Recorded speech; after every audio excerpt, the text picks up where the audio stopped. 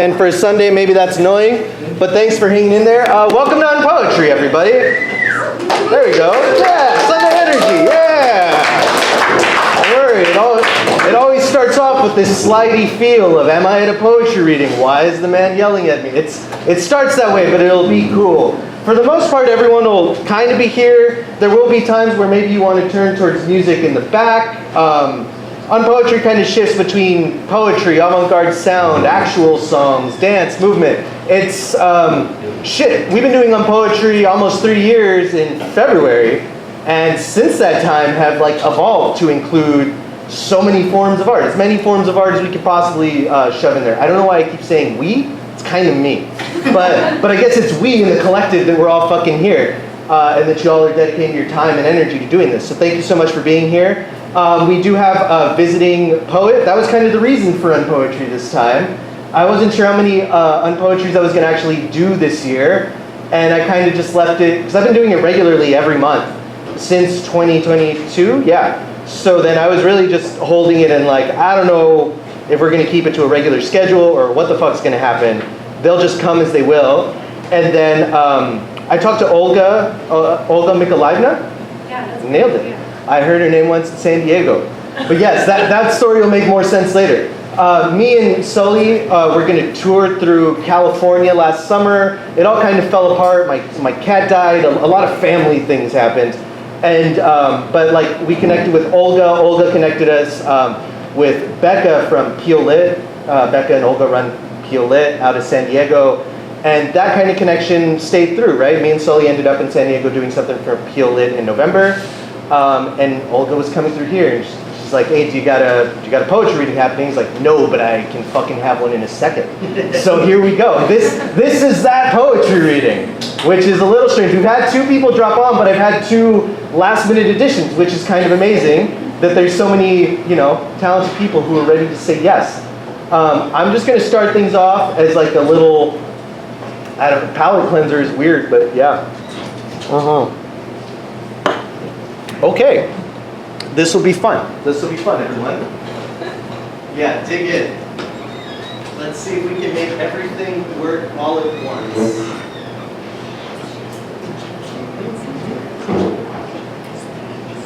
It's gonna be a little fun.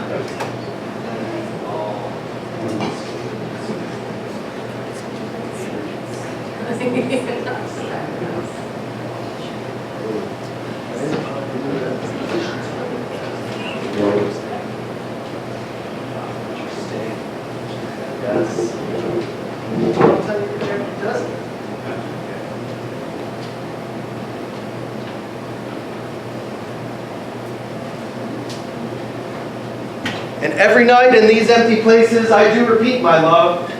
Mad, so mad. Those offer without questions. Walking from blank to blank, dot to dot, ornery book of heel, ornate, luminance, wisp, untangled, living electricity, mystify, or undoing there, calm in generation, sense of substance, sense. If I would to say the swirling fire universe, it would expunge inward to the every heavy belief in self it had. The universe believing in itself, imploding, wondering how it yields highest.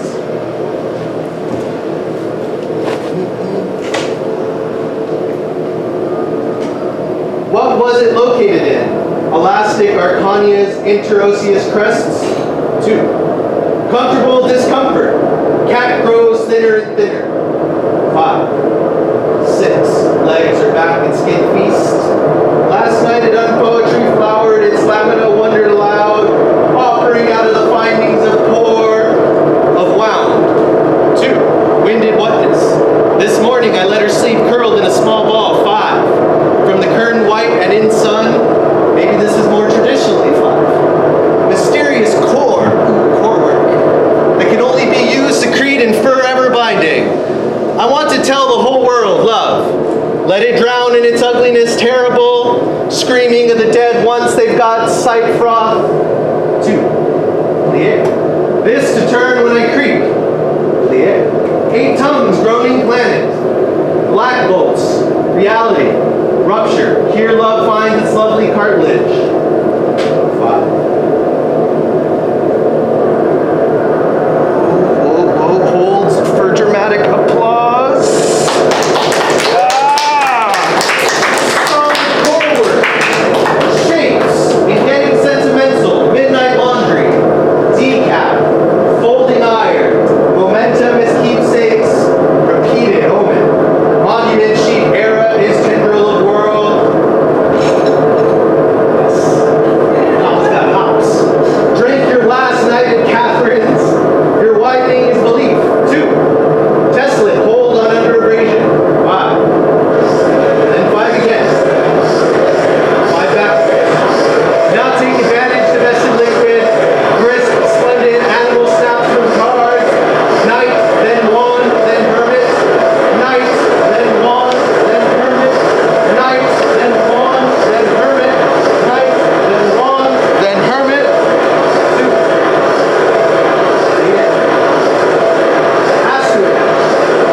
Put cups to scoop out gutter. Revolve bulk across from your silver bucket of white and yellow flowers spreading to their wilt like so many. Like so many.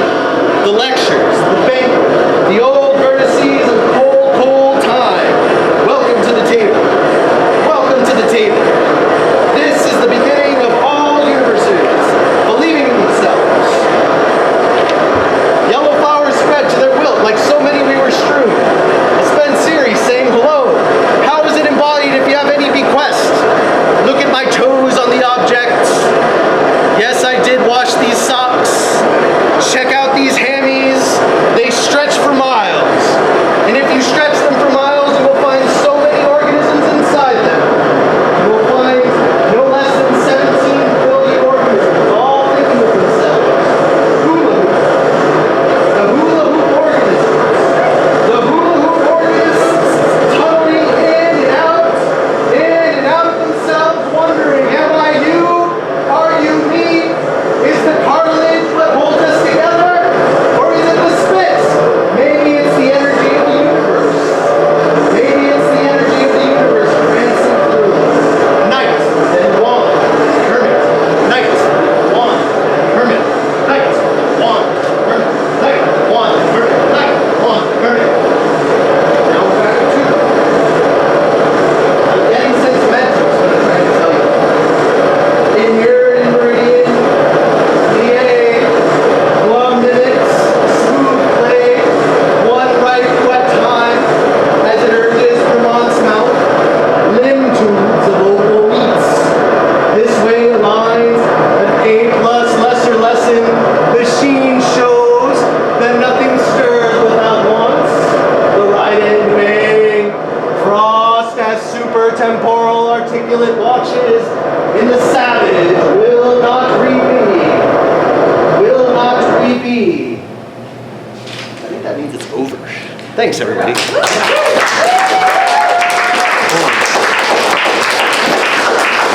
All right. So if you've never been to Unpoetry before, welcome to it, everybody. There's earplugs in the back if that's your thing. Up next, Sullivan Forderhays.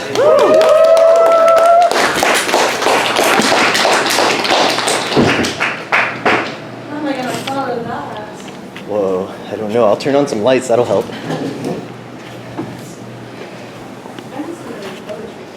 Yes. That's great. Thank you. Lights. Poetry.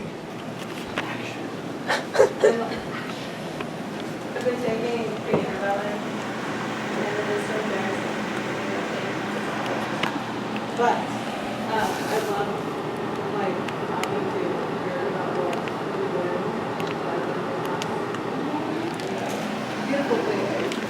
Beautiful play.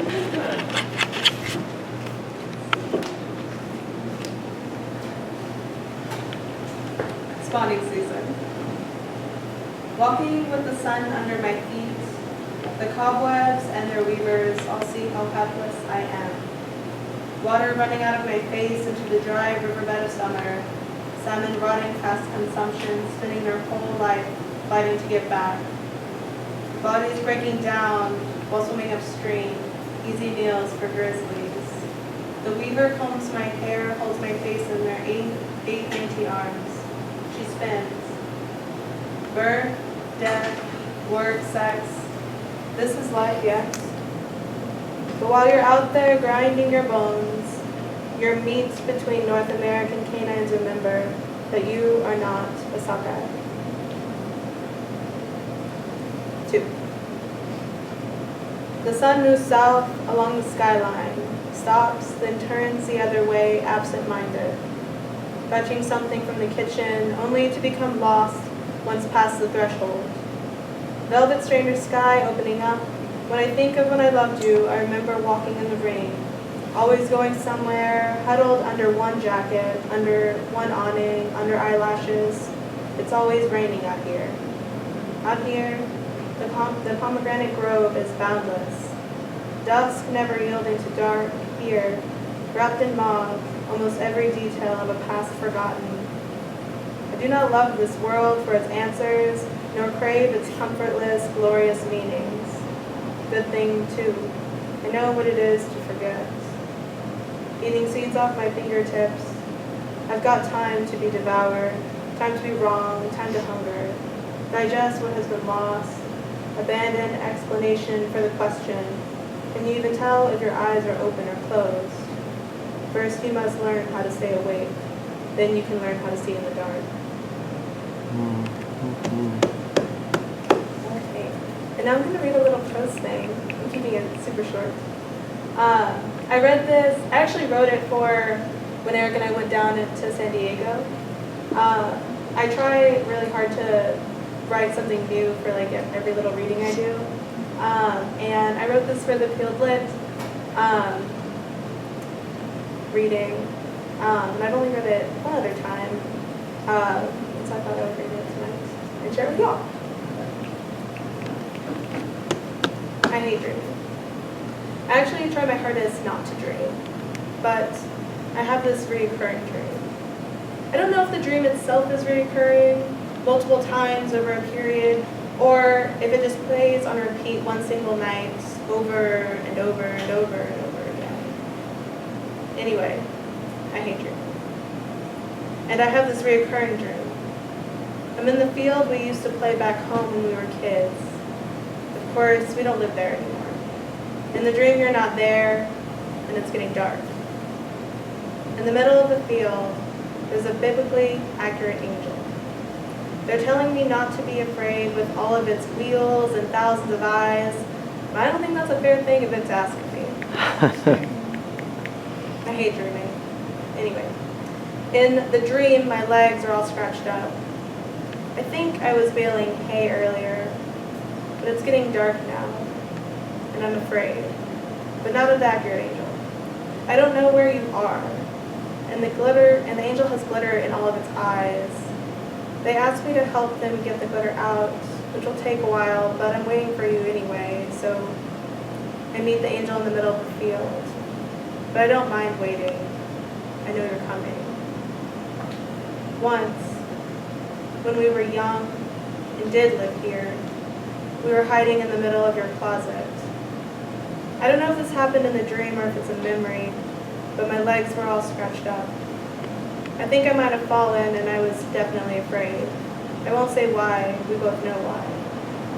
You said you were going to get us out of here one day, and I believe you.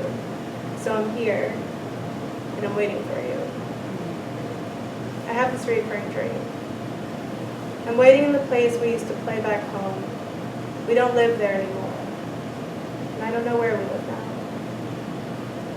The actual angel says they will fly me somewhere else once the glitter is out of their eyes. I tell them no. You're running late, but you're coming. I know it, and I won't leave you.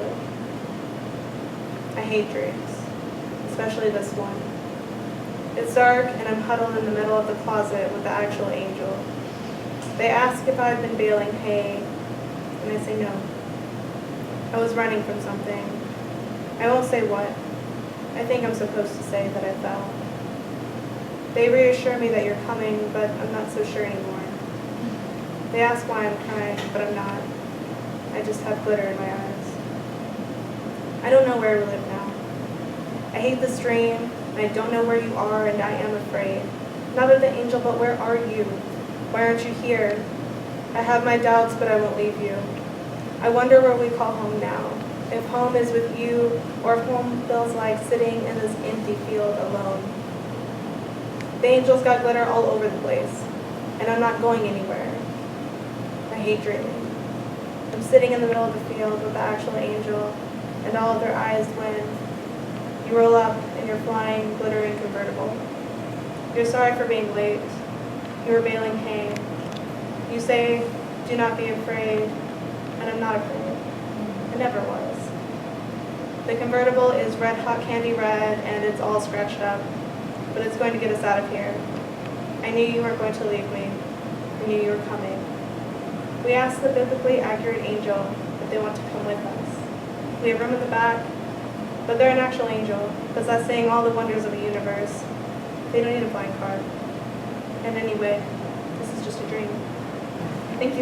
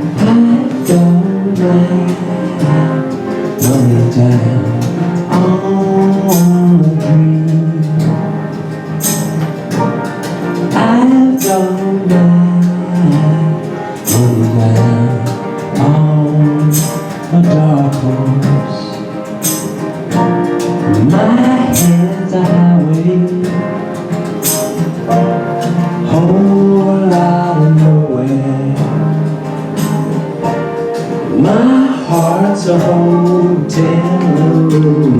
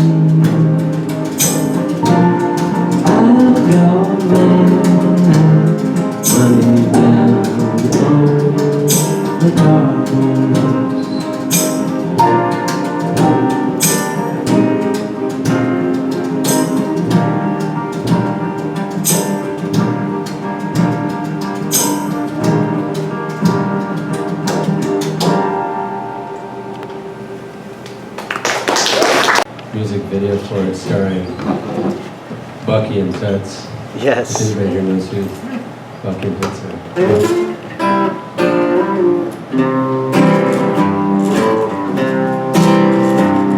Well, everybody's sad and lonesome these days, except me and my baby,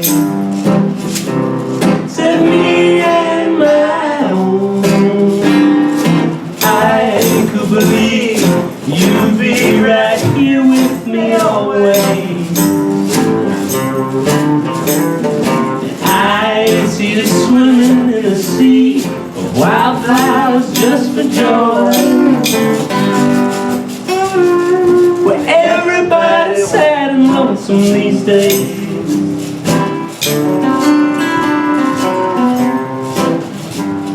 Where everybody wants to be somebody else, except me and my baby, except me and my own. I could believe you'd be right here with me always.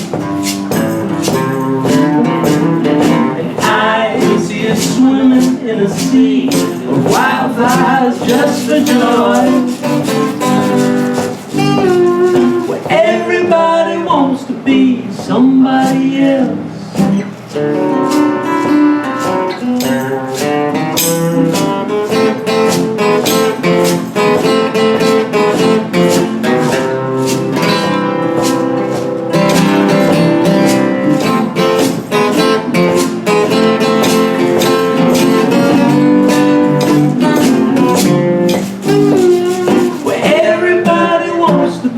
Somewhere else, except me and my baby, except me and my own, except me and my baby, except me and my own.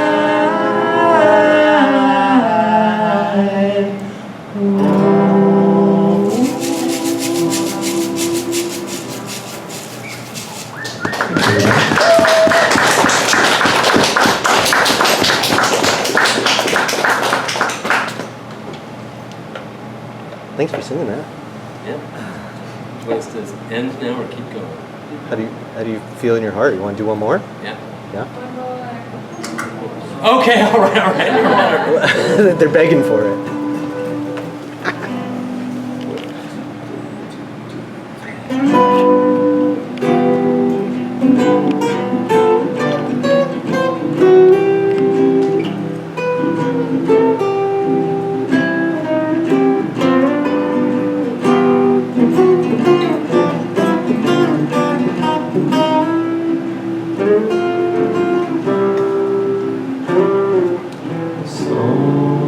Somebody who loves you, somebody who cares, somebody who bangs the drum for you, somebody who's there,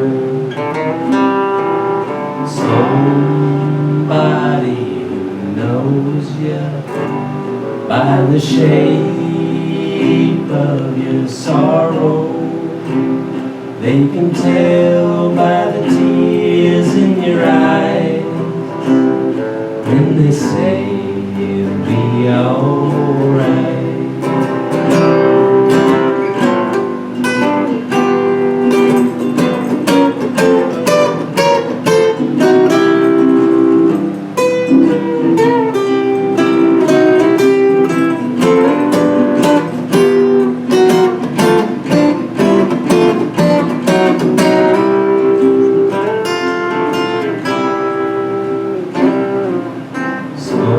Somebody who hears you when you cannot find the words, whose silence is sweet and easy too.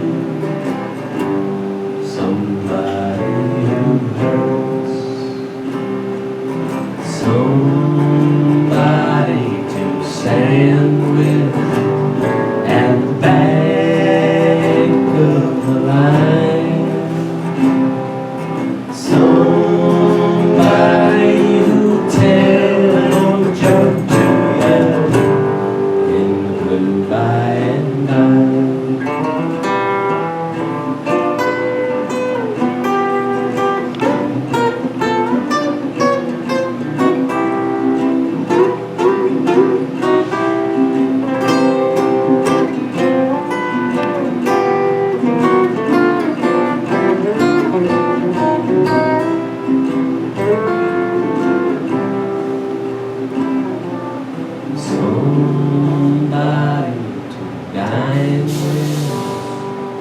the morning when we arrive,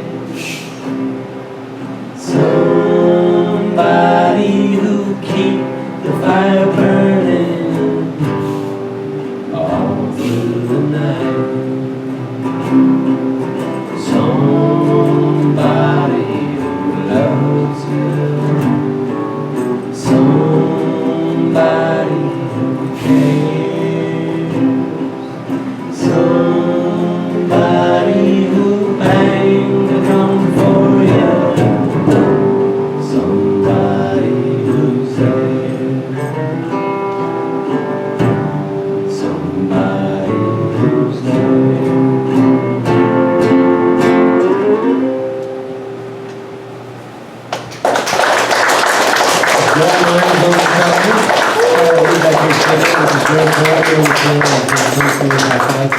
Thanks, man. Okay. It's my mom's birthday today, and so I was told to tell you guys all that because she's the reason I'm here, apparently. So, happy birthday, Mom. Happy birthday, Mom. Happy birthday, Mom. All right. Do me a favor. Tense every muscle in your body from your head down to your tippy toes. Forearms gripped. Steel your stomach. Feet, shoulder grip. Tense them until the fascia cries out for relief. And like an old school wrestling coach, tell it no. Stay rooted in your diligence. Find comfort in hypervigilance.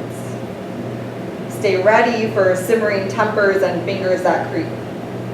Stay ready for a lifetime of deadlines and stomping out fires. Stay ready to box everybody's demons and save your own for the boss round. When they say, I don't know how you manage the demand of it all, tell them there's no other option. It either gets done or it doesn't. And I do not fail until your body does. And the pride you once found in your temple of being above natural law crumbles and falls. Until the chiropractor says, relax. You tell him, I am. And it takes 4 months for your neck to be cracked. Until your lover says, relax.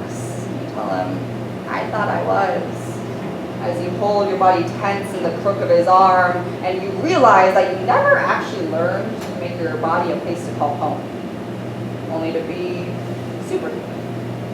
As if you're so strong, you can somehow sidestep the consequences of neglect.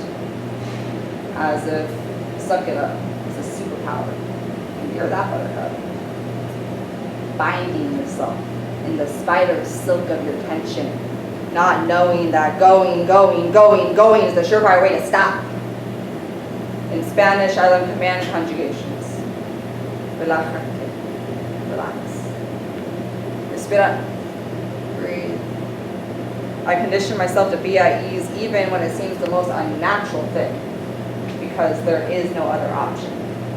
I either relax or I stop. I do not fail. There is no room in this life for me to do anything other than prevail.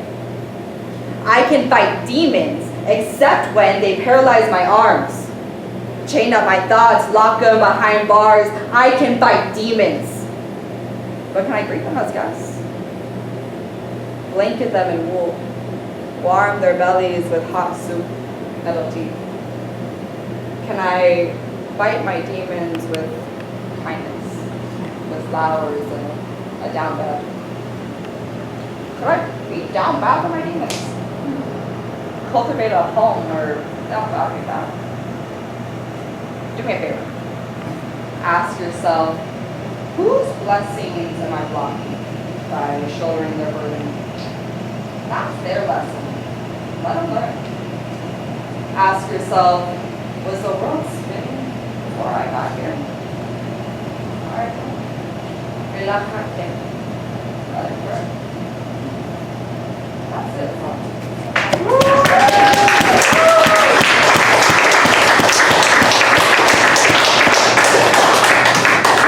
I got one more for you guys. You're up for it? It's new, so let's see how it goes. My eyes inhaled the northern lights, peering over balconies to stargaze upon ancestors who gave their lives to paint my own sky. Pedestal I never asked for, never wanted, but here we are, so compromise. Settle on passions once forgotten, like who I am and who I was doing this for. Dreams so vivid, so vibrant, I inhale the northern lights when I sleep. I always loved to write. Hated math and for single right answers, like life's ever that simple. But writing's not practical, right? So I sold talent for capital. Put ribbons in sisters' hair, missed birthdays and dances, games and photo albums. Overtime didn't afford me gift wrap for my presents, so I filled black holes by falling in love with strangers. The apparent ashes of our skeletons reminisce of how we used to kick it. Consolation prizes in the sky. I can still see the spirit behind their eyes. You want to know what they look like? I can paint the colors of cloud covers with my tongue. Speak kaleidoscopes in the atmospheres. I can inhale the northern lights. The stratosphere hues scheme with organs to pass along ancestral messages. Purple ankles, blue feet say, slow down. Hey. Feel the red flow hot, high, and low. See pink roses bloom beneath green irises. Teaching you to see the magic in everything. I asked my doctor if being Indian seen the spirit in everything. He told me, inhale the northern lights. She will braid your hair with fingers wizened by more than just time. Misstamped locks pulled so tight, strands tug at the corners of eyes. She'll ask rhetoricals like, do you know what had to happen so you could be? Stars had to die to make the matter that sits in your bones and under your feet. When you rise, radiate. Act like the stars are woven in your hair. They are. Lift your chin. Let their brilliance cascade across your lips. The palette of the heavens is in your lungs. So exhale the northern lights. They are your birthright. Go on now. Paint. That's all.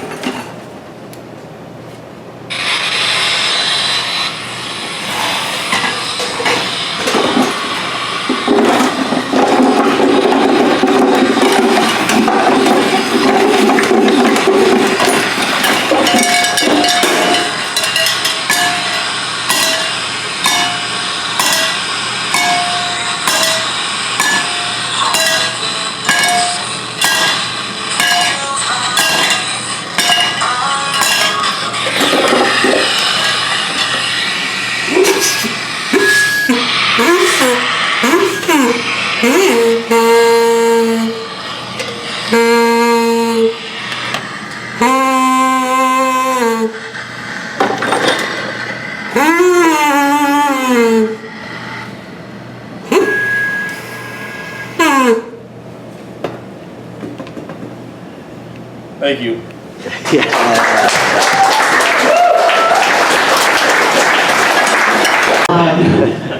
Thank you for having me here, Eric and Sullivan. This is really special. I love that worlds can collide or connect like this. Our mutual friend Brian Amsterdam was watching my cat in Philly while I'm here, and so I'm really glad that this could all happen. What am I going to read? I'm mad at poetry. And so this is perfect. This is unpoetry. I have 3 structures, which are now basically the same thing as poems, but I call them different things. One I pulled up from my archive, I dug up recently. So this is an older structure from 2022. And the next 2 will be new. Okay. Bouncing back from last night's freeze, he almost passed out drumming that evening, blamed it on our interactions, on me. The air smells of I'm also nervous my non-poetry friends are here, which never happens. The air smells of participation, cold, wet, on the verge of snow. The blanket of snow coruscating. There isn't a blanket, but a thin, worn-out sheet, washed too many times, too lavishly, binging on heat, binging on bruising, and the straining winter light multiplying, ready to set trees over and return anew to the southern hemisphere. An opening formed of many ripples as Bolaño rides of a kaleidoscope among palm trees and reverb. Hollow out the technological affair, hollow for a while, walked around the city, allowing the city to fill me, to pass through me, to consume me. Midday suspension. Some passerby along the river, next to the river. How willful the streets were in the depth of the afternoon. Sat on the back steps, my first house in Philly. In the midst of winter, I haven't left it, but to smoke a cigarette on the steps, where earlier mosquitoes crowded, lurked, sniffed at my skin. In the October light, a chill rising, snow remaining. Instead of waiting, there's writing, says Bolaño, but at times it feels opposing. Time feels opposite. I write so I don't have to reach the main ground floor, stay in the courtyard, actively shuffling around, dire and flounce about. I dream of everything.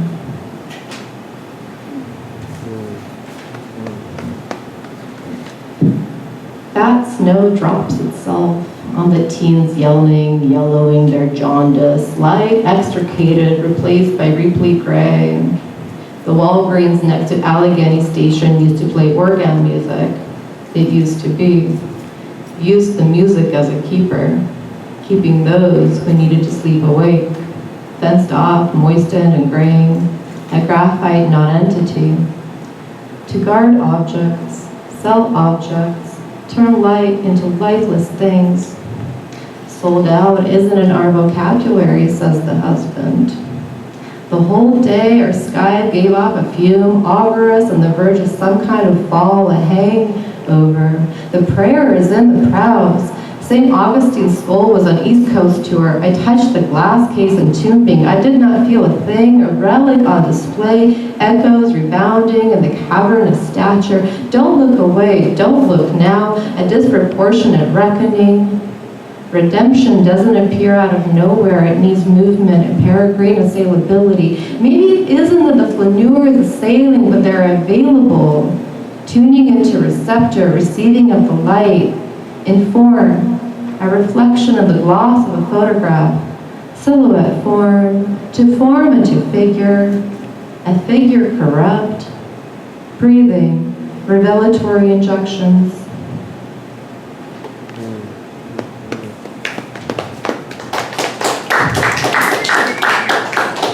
You mustn't. This is the last one. It's called Our Daily Light.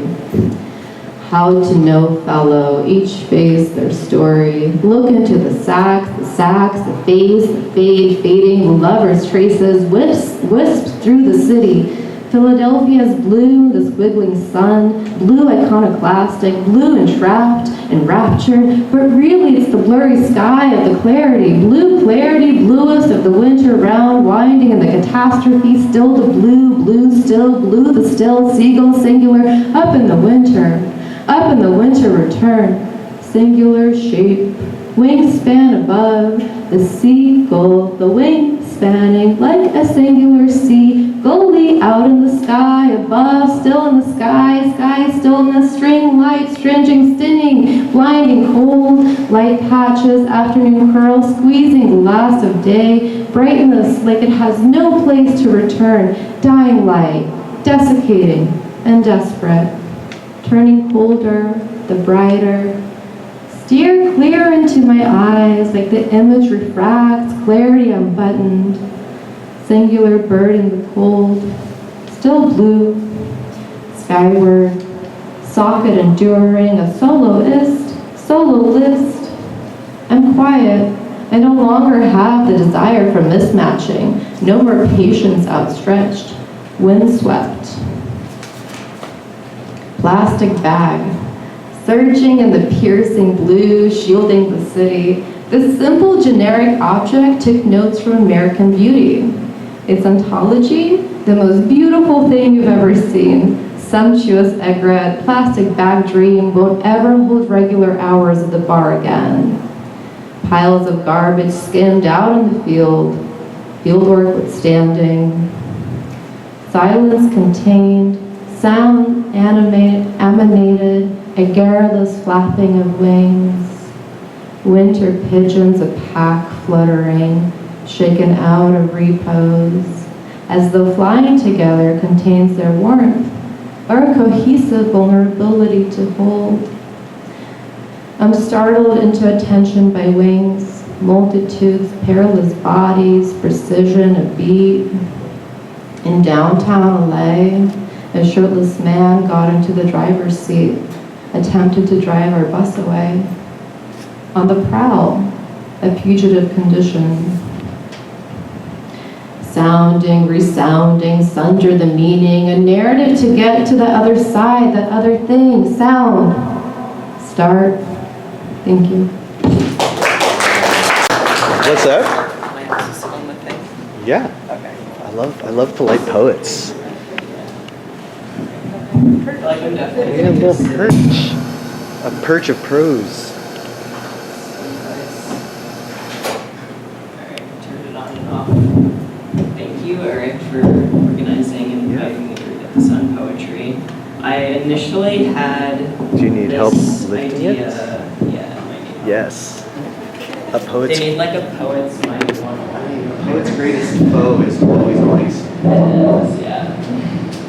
Let's lose Maybe it. have like therapy sessions specific. Alright, yeah, so initially coming into this, I was gonna have like this really weird performance where I was painting things with paint for my body and a jockstrap, and I've had a tumultuous couple months, so I'm kind of like, oh, I need to reduce back to like the initial grounding form of poetry. So I have just 4 simple poems, and I'm also in my maximalist era, so they're maximalist. I'm a Leo rising. All right, the first one is called Aubade from Paris. It's kind of like leaving the Aubade, like the poem of leaving the lover.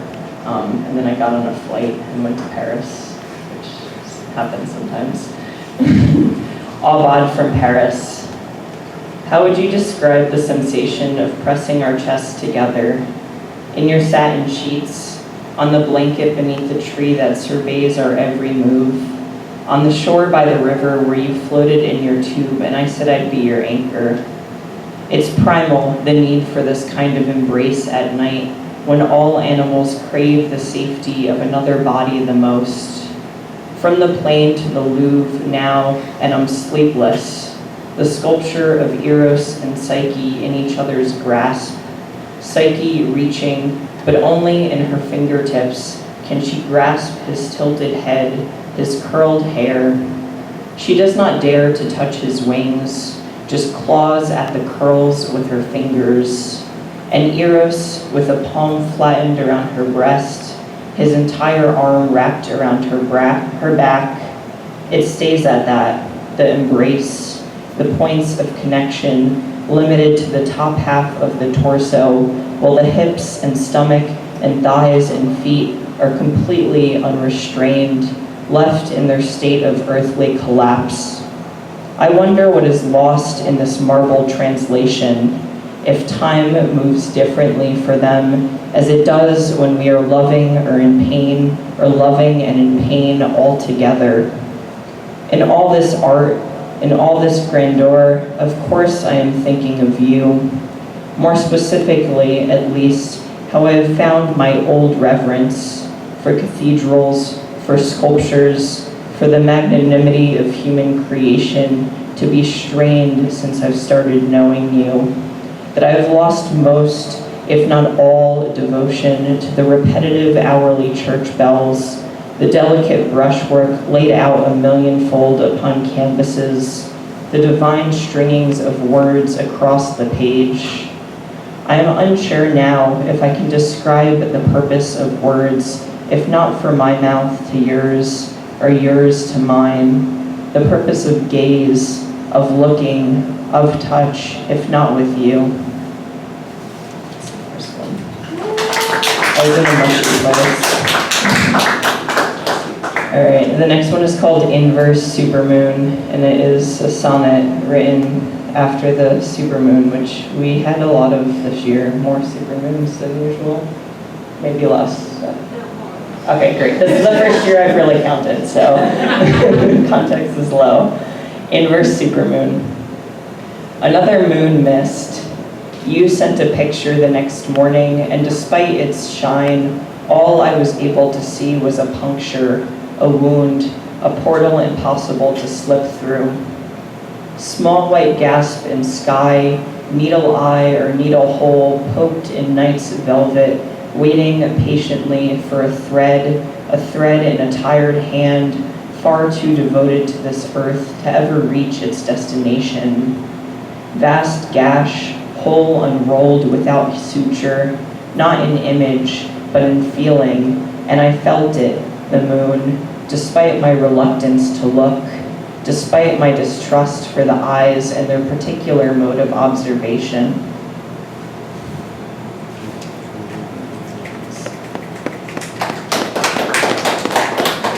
All right, the next one's my slightly chaos poem, affectionately. It's like the way I think like parents feel affection toward all their children, but like one's a Capricorn and you're like, I love this one, but it's chaotic. It's called La Vie en Rosé, after the song, which I don't know French for the record, but someone very dramatically sent me this song. La Vie en Rosé. Bulbs in the garden, freshly planted bulbs in the shoulder season. The crows chewed them up the very next day off the porch that you cleared so we could watch the fireworks that we were supposed to watch together. Now is not the time, but what else is there to do with the thyme and the garden and the fern that just arrived yesterday, already smelling of rot? All not you, not no, not your edge or my edge, not asking each other to be gentle with the edge, which by nature resists gentleness. Then the nights outside, with the lanterns still set up from the solstice's festivities, pure space, pure illumination of each object's edge, light creating new edges in each object. Yes, that must be how edges are made. I understand. Nothing stopped it from rolling away. The pomegranate off your counter, then to the floor, past the point of recollection. I wasn't hungry anymore, but I knew wherever it was, the fruit, it was lucid and alive and rolling, still rolling out of eye's edge, off counter's edge, so many edges it must have rolled past without me knowing. Now lights fashioning so many lines and corners that even the moon tonight is made of corners, points of edge, all resisting gestalt understanding, but still a complete moon in a way I'd never seen it before. Yes, I am still unabashed in my urge to know what I shouldn't, but I have manners so I don't ask. Instead, all day I do things. I name and I sleep and I rename and I sleep more, and all day it's no use. All the things I do, the edges are still there. Without touch, without force, without ask, you know why me and why my edge and why you and why your edge too, and why now the edges we have to share. Yes, a prodding of it all. It must have been some sort of prodding. Yes, I wanted. Yes, I was wrong for that.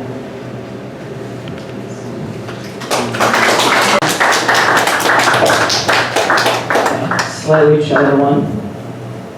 And final one. called auspici, which is like the same root as the word auspicious. It's like a ancient Greek divinatory practice, sometimes uses like tracking birds or like moving bones around to figure out what's going to happen next.